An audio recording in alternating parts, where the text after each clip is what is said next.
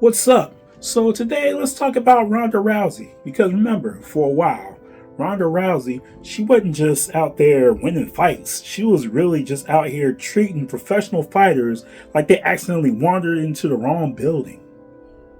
Like imagine you have been training your whole life, fighting, and you finally make it to the big stage. Just for Ronda to come out, grab your arm, and send you right back to the locker room before your family even had a chance to sit down. That was her whole aura. She wasn't just beating people up, she was literally speed running careers. Now, before MMA, Ronda was already kind of a big deal. I mean, she was the first American woman to win an Olympic medal in judo, which is already a massive accomplishment. Now, most people would, they'll do that, spend the rest of their lives maybe reminding everybody at a barbecue or so. But Ronda said, nah, I want to fight people in a cage. And when she got to the MMA, immediate chaos. I mean, she started ripping through opponents with the armbar as if it was the only move that she purchased in the DLC pack. Now, imagine you're watching a horror story, right? And the monster comes and politely tells you exactly how they're going to destroy you or kill you. And then they do it anyway. It's like you knew what she was going to do and nobody could stop it. And then the UFC signs her, and suddenly she becomes the woman in the sport. Not one of the stars, not a star, the star. And this wasn't fake hype at all. She was a phenomenon, and she was single-handedly responsible for bringing eyes to women's MMA, especially in the UFC. I mean, she was knocking out people so fast that the UFC had no choice but to be like, well, I guess we're doing this now. I mean, she had everything. We're talking about the wins, the image, the confidence, the movie roles, the interviews, and the Main Street fame. And let's not forget that time at WrestleMania 31 when she stood right next to The Rock in the middle of the ring. Now that was a moment to not forget. And for a while, she felt like less of a fighter and more like the final boss. This chick was it. But this is where the story takes a dark turn. enter Holly Holm. Now, to be fair, everybody didn't think much of this match. They thought it was going to be another situation where Ronda destroys somebody and everybody would be like, oh, wow, she destroyed her, as if they were surprised. So this was just going to be another one of them fights. Boy, were we wrong. You see, Holly came with a plan. She showed discipline, she showed poise, and she didn't get dragged into any type of distraction. And all of a sudden, boom! Head kick, lights out. And just like that, everything changed. Because losing is one thing, but getting shut down on the biggest stage possible, that hits different. The mystique, the on another level, the intimidation, the unstoppable feeling, unbeatable feeling, overnight was just gone. The conversation went from Ronda might be the best ever to, was she always this limited? I mean, they questioned everything, her training, her striking, her poise, her actual fighting ability. It's like when you win. But when you lose, everybody becomes a forensic expert all of a sudden. I mean, when you're armbarring everybody and nobody's looking past that, I mean, of course, that's plan A, and you gotta have a plan when plan A doesn't work. Even Mike Tyson said, everybody has a plan until you get punched in the mouth. Or kicked in this matter. But let's be honest, as dominant as she was, she lost one fight. I mean, she can bounce back, right? Enter Amanda Nunes. Now this is supposed to be the comeback, the redemption arc, she's learned and now she's getting back better. But nobody told Amanda.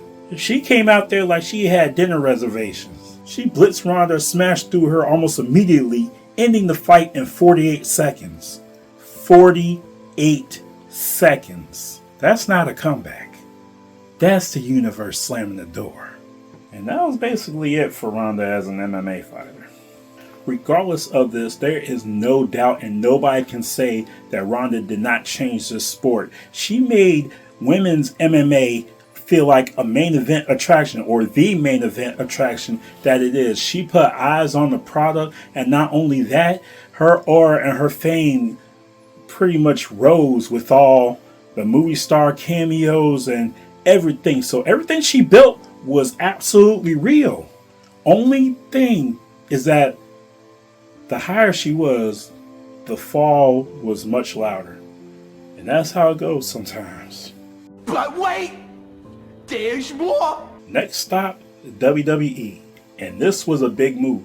Because one thing the WWE loves is people with real combat experience and a built-in fan base. And Ronda had both. And she did this. She racked up the wins. She won the titles. She was in the very first main event at WrestleMania to feature nothing but women in the women's championship. So what this proved is that even after what happened in MMA, she was still able to shine bright on the biggest stage of them all.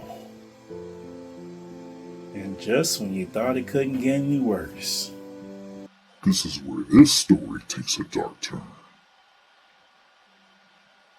So Ronda, I'm guessing she was all her feelings, and she actually broke the golden rule, and that is to never piss off the wrestling fan base. I'm not talking about bad guy heat or heel heat. I'm talking about the go the away heat. Also known as X-Pac heat, which I can cover in another video if y'all want to hear that. Unfortunately, Ronda opted for the latter, so she was on her little vlog that she does, and she decided to take shots at the WWE by saying things like, "I'm going to disrespect the sport they all love so much. Wrestling is scripted, it's made up, it's not real. I'm going out there and doing what the hell I want, and they can explain how they want, but them, everybody, WWE Universe included. I'm not going out there doing their act anymore. None of these can touch me."